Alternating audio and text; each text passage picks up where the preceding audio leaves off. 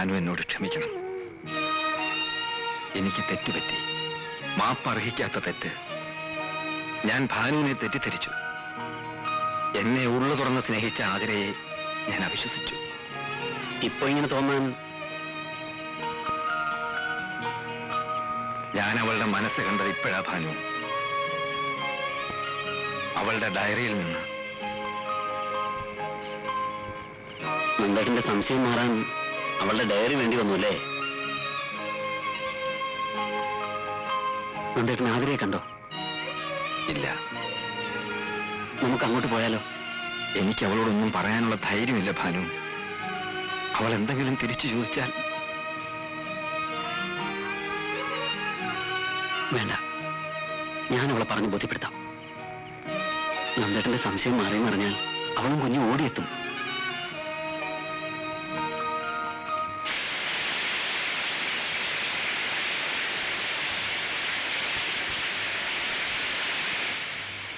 ഒന്നും പറയാതിരുന്നാൽ എങ്ങനാ?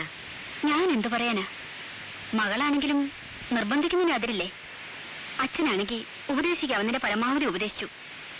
ഭാനു ദേഷ്യപ്പെട്ടിട്ട് ഇറങ്ങിപ്പോയത്. എന്തൊക്കെ പറഞ്ഞിട്ട് അവളുടെ തലയിലിട്ടൊന്ന് കയറണ്ടേ? മകള് ഭർത്താവിനെ ഉപേക്ഷിച്ച് കുഞ്ഞുമായി വീട്ടിൽ വന്ന് നിൽക്കുന്നത് അച്ഛനും ഉമ്മയ്ക്കും വലിയ സന്തോഷമായിരിക്കും അവളുടെ ധാരണ. ഞാൻ അവളോടൊന്ന് സംസാരിച്ചു നോക്കട്ടെ. നന്ദേട്ടനെ ഒരു നിമിഷം പോലും പിരിഞ്ഞിരിക്കാൻ പറ്റില്ലെന്ന് കരുതിയോളാ ഞാൻ. ഇപ്പൊ പിരിഞ്ഞിരിക്കാൻ ഞാൻ ശീലിച്ചു. നീ പോന്നതോടെ അവന്റെ സ്വസ്ഥത ആകെ തകർന്നു മോളെ. കോടതി നേരെ ചൊവ്വേ പോകുന്നില്ല. ആ പെണ്ണ് കൊല്ലപ്പെട്ട കേസിൽ നാളെ ഹാജരാകാതിരുന്നാൽ പബ്ലിക് പ്രോസിക്യൂട്ടർ സ്ഥാനത്തു നിന്നും അവനെ മാറ്റും. അങ്ങനെ എന്തെങ്കിലും സംഭവിച്ചാൽ അവനെ തൊഴിൽ വേണ്ടെന്ന് വെക്കത്തേ ഉള്ളൂ. അറിയാമല്ലോ അവന്റെ സ്വഭാവം. നിന്നെ ഒഴിവാക്കിയാലേ മനസമാധാനം കിട്ടൂ എന്നായിരുന്നു കഴിഞ്ഞ ദിവസം വരെ അവന്റെ വിചാരം. ഇപ്പോ നീ വന്നാലേ മനസമാധാനം കിട്ടൂ എന്നായി. എന്നെ തെറ്റിദ്ധരിച്ചതിൽ എനിക്കൊരു പ്രയാസമില്ല. പക്ഷെ അനന്തമോൻ, അവനെന്ത് പഴച്ചു? അവനെ ഒന്ന് കാണാൻ നന്ദേട്ടൻ വന്നു. അവനെ പറ്റി ഒന്ന് അന്വേഷിച്ചു. എത്ര പെട്ടെന്ന് അവൻ നന്ദേട്ടൻ ആരും അല്ലാതായി തീർന്നത്. അവൻ ചെയ്തത് തെറ്റ് തന്നെയാ. എന്റെ മോന് മനസമാധാനം കിട്ടാൻ വേണ്ടി മാത്രമല്ല മോള് വരണമെന്ന് പറയുന്നത്.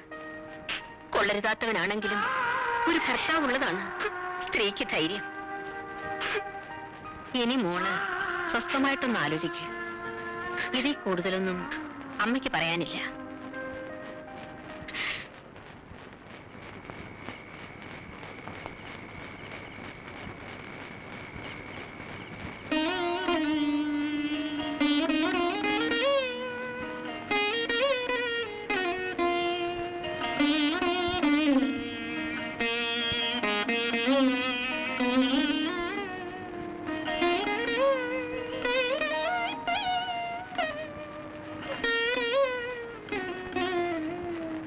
എന്താ നിന്റെ ഉദ്ദേശം?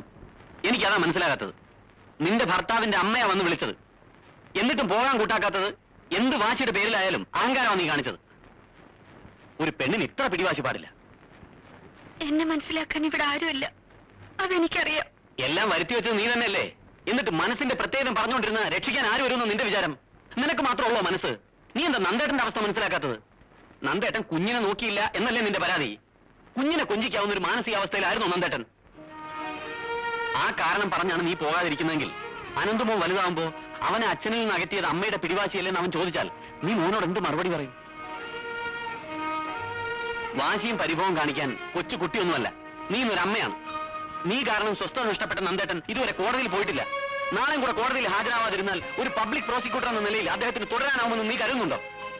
അങ്ങനെ സംഭവിച്ചാൽ കളങ്കമില്ലാതെ ഭാര്യയെ സ്നേഹിച്ച ഒരു മനുഷ്യനെ പൂർണ്ണമായി നശിപ്പിച്ചതിന് സമാധാനം പറയാനുള്ള ഉത്തരവാദിത്തത്തിൽ നിന്നും എന്തെങ്കിലും അതിനെ കൊഴിഞ്ഞു മാറാനൊക്കൂ. ഇനി ഈ കാര്യം പറഞ്ഞുകൊണ്ട് ഭാനുവേട്ടൻ നിന്നെ കാണാൻ വരില്ല. പോട്ടെ.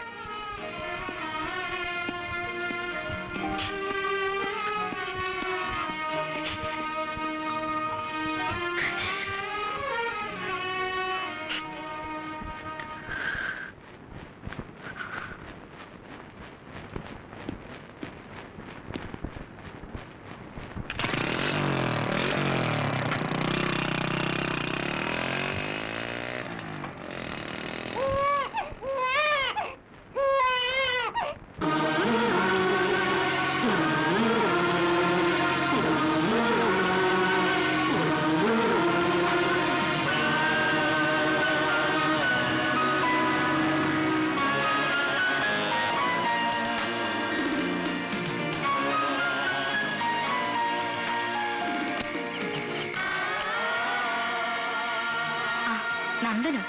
കേറിയിരിക്കെ. ഇരിക്കാൻ വന്നതല്ല, എനിക്ക് അവളെ ഒന്ന് കാണണം. അവളെ അങ്ങോട്ട് അയക്കാൻ ഞങ്ങളെ കഴിയുന്നതൊക്കെ ചെയ്തോണ്ടിരിക്കുക. ഇനി ആരും അതിന് ബുദ്ധിമുട്ടണ്ട. എനിക്കൊരു തെറ്റ് പറ്റി. അത് തെറ്റാണെന്ന് ബോധ്യപ്പെട്ട നിമിഷം ഞാനത് തിരുത്താൻ ശ്രമിച്ചു. ഞാൻ പറയുന്നത് കേൾക്കാൻ നീ തയ്യാറായില്ലെങ്കിലോ എന്ന് കരുതി കാര്യങ്ങൾ ബോധ്യപ്പെടുത്താൻ ഞാൻ ഭാനുവിനെ അയച്ചു. അതും പോരാഞ്ഞ് എന്റെ അമ്മ വന്ന് നിന്റെ കാല് പിടിച്ചു.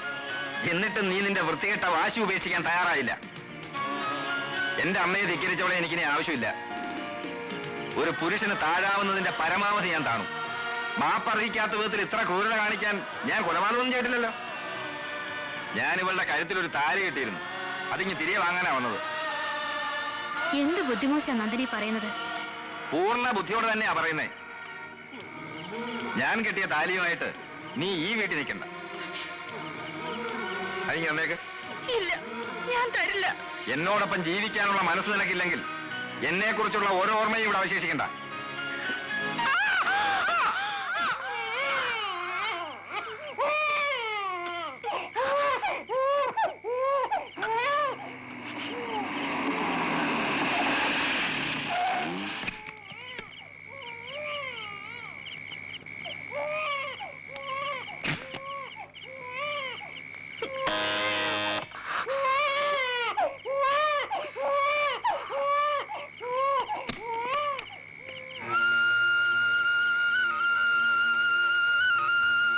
എന്താ നന്ദ ഈ രാത്രിയില്?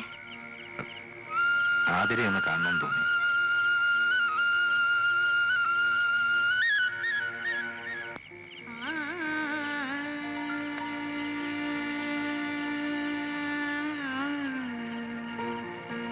ഇതുവരെ ഇങ്ങോട്ടൊന്ന് വരാനുള്ള ധൈര്യം കിട്ടിയില്ല.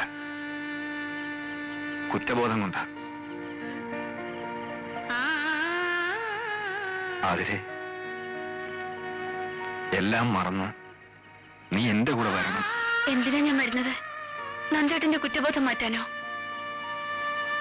കോടതിയിൽ നാലാളുടെ മുമ്പിൽ വെച്ച് ഞാൻ പിഴച്ചവളാണെന്ന് പറയുമ്പോ ഇല്ലാതെ പോയ കുറ്റബോധം ഇപ്പോഴെന്തിന്?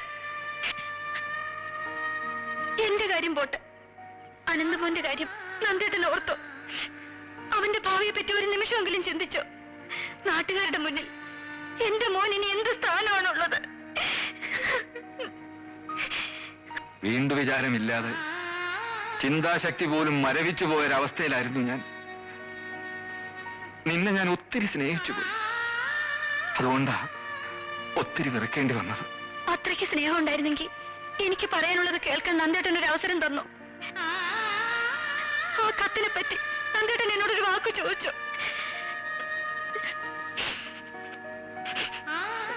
സത്യം ബോധ്യപ്പെടുത്താൻ ഞാൻ ശ്രമിച്ചില്ലേ? അതിനും നന്ദേട്ടൻ സമ്മതിച്ചില്ലല്ലോ. ഒന്നും ഞാൻ നിഷേധിക്കുന്നില്ല. നിന്റെ മനസ്സ് പൂർണ്ണമായും അറിയാൻ എനിക്ക് കഴിയാതെ പോയി.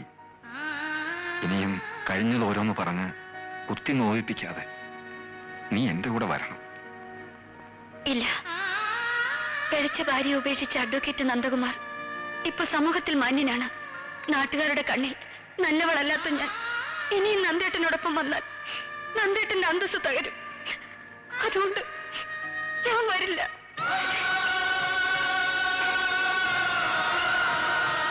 കുറച്ചു നാളത്തേക്കായിരുന്നെങ്കിലും കുറെ നല്ല ഓർമ്മകൾ നന്ദേട്ടൻ എനിക്ക് തന്നല്ലോ.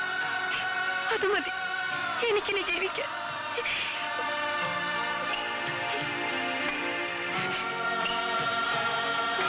ആതിരെ,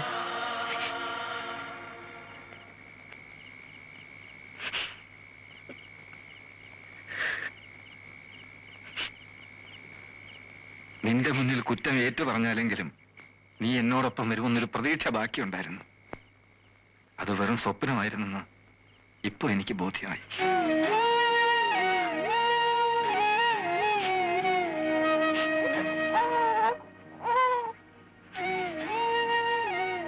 ഒരപേക്ഷയുണ്ട്. വല്ലപ്പോഴും എനിക്ക് എന്റെ മോനെ ഒന്ന് കാണണമെന്ന് തോന്നിയാൽ അതിനുള്ള അവകാശം നിഷേധിക്കരുത്.